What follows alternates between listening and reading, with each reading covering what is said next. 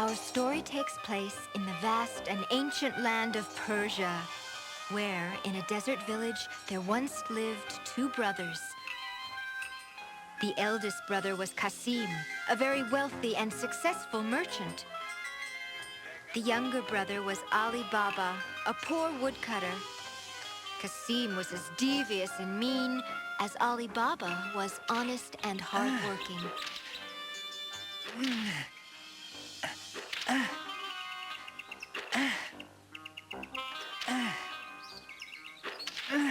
One day, while cutting wood on the outskirts of the village, Ali suddenly heard the sound of raucous voices. He quickly went to explore and was met with a frightening sight.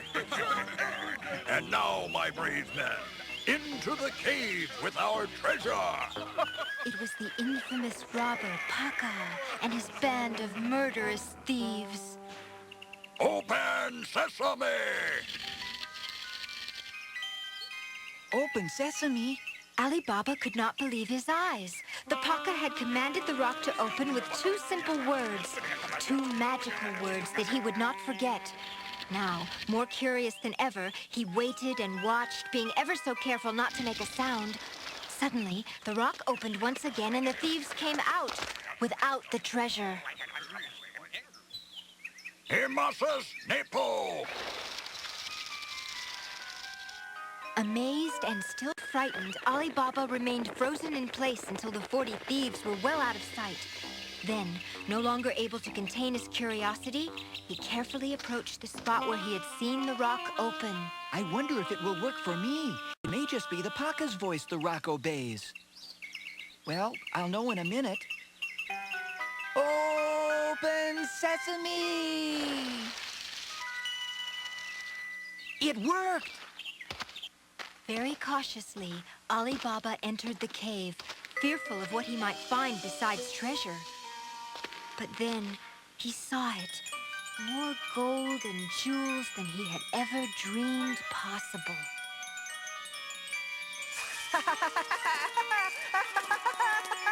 I'm rich! I'm finally wealthy! But even with all his sudden wealth, Ali Baba was not a greedy young man. He had taken only a few small sacks of gold coins, placing them on his donkey and covering them with branches. Remembering the magic words to reseal the cave, he watched as the rock slid back into place. That night, anxious to count his gold, he immediately sent his wife next door to Brother Qasim's to borrow a measure. Now, we both know my brother is very poor. If he wants to measure something... That's why I left some syrup in the bottom of the measure. Whatever he places in it must be of value, and some of it will stick. Now, there you are, and make sure you bring it right back when you're finished with it. Yes. Ali Baba quickly measured the gold, then returned the cup as promised. Look what my brother measures. Gold coins. Where would he get gold? Obviously, he found it. That much I figured out for myself, wife with face of camel. Now to find out where he found it. He'll spill in a minute if you give him your slave girl in return. Any other ideas, Fig Eyes? None that'll do the trick as good as that.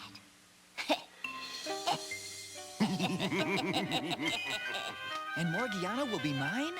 Just tell me what the password is. Open sesame to open and Amasis Nepo to close. Riches, riches, filthy riches. The very next morning at sunrise, Qasim, along with every pack horse he owned, was standing at the door to the Pakka's cave. This is it. Now, open sesame! I did it! It worked! It worked! Amasis Nepo!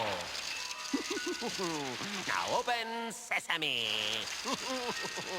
Amasis Nepo! But not even Qasim, in all his greed, could have envisioned such a mountain of treasure. I'll just take this chest right here. It should do quite nicely. Who am I kidding? I'll take it all. And so Kasim began to load the blanket with all that it could possibly hold, and also a great deal more than he would be able to carry.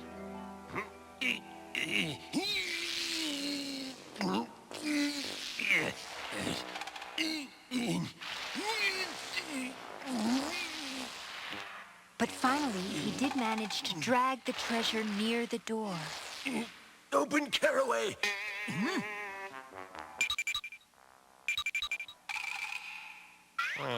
What was that word? Open dillweed! May whoever operates this store have their tent warmed by the breath of 1,000 camels! Listen to me! I said, open the stupid door! But the door would not budge, and Kasim, now frightened and exhausted, had fallen to his knees in despair. Unable to remember the magic words, he feared for the worst, and he was not to be disappointed. Oh, great Pakka, I wasn't going to steal anything, What's in that honest. bag over there? Laundry? No one who tries to steal from me ever lives to try again. Having managed to learn from Kasim that it was Ali Baba who had first discovered his secret treasure, the Pakka sent his trusted Ahmed of the Beady Eyes to Ali Baba's village. There, following Kasim's directions, he was to locate the house of Ali Baba and mark it so that the Pakka and his men would be able to find it by night. For not even the brave and fearless Pakka was foolish enough to attempt murder or abduction by the light of day. Finding the right house, Ahmed quickly placed an X on the door and left the village. Not, however, before he had been spotted by the slave girl, Morgiana. I just know that beady-eyed man was up to no good. Now what could it be? As Morgiana was now Ali Baba's servant, she was not about to take any chances. By the time the Pakka and his men arrived that night, she had placed identical X's on every door of every house in the entire neighborhood. Well, which one was it? I'm not sure. I only marked one house. How come all the houses are marked if you only marked one of them, Hummus Brain? What did you have in mind, having me play multiple choice? I swear I marked only one. But I'm so confused, I'm afraid I've forgotten which. My most trusted man. I must now resort to Plan B, I guess. This plan was more complicated. It involved a caravan of 10 camels carrying 40 jars, one of which was filled with oil. The other 39 contained the Pakka's men. I have come here from very, very far to sell my very fine oil in your very fine village.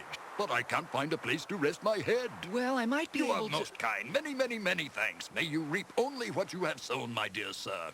And may you reap all that you have sown. Please, my house awaits. I hope you have found everything to your liking. Yes, quite. But in truth, having Ali Baba and his wife retire for the night would have been far more to the Pakka's liking. Forgive me, Master, but I'm afraid we do not have enough oil left to keep the lamps burning. Oh, but perhaps our guest would allow us to use some of his oil, Morgiana. Sorry, but I don't have any oil. Ooh, I have a whole caravan full, that's right. But just use the jug marked with an O, will you? Surely. Thank you. As Morgiana went to fetch oil for the lamps, she couldn't help thinking about this oil merchant. There was something very strange and familiar about him, if she could only remember what it was. I know him. You know who? Who said that? What? I said, who said that?